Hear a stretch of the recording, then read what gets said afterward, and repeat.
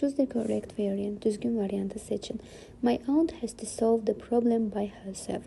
Burada biz ayrıcı sual, yəni take question qaydasına əsasən variantı təqdim etməliyik. Çünki cümləmizin sonunda sual işarəsi vardır.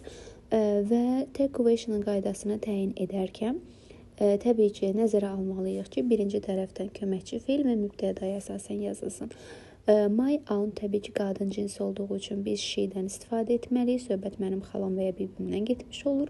Və has to modal feilinin köməkçi feili do və ya does vasitəsilə verilməlidir ki, she olduğu üçün bizim mübtədamız does not she şəklində B variantını götürmüş oluruq. Və qaydamıza əsasən vergülə qədər ki, cümlə təsdiq olduğu üçün vergüldən sonra biz inkarda seçməliyik variantımızı.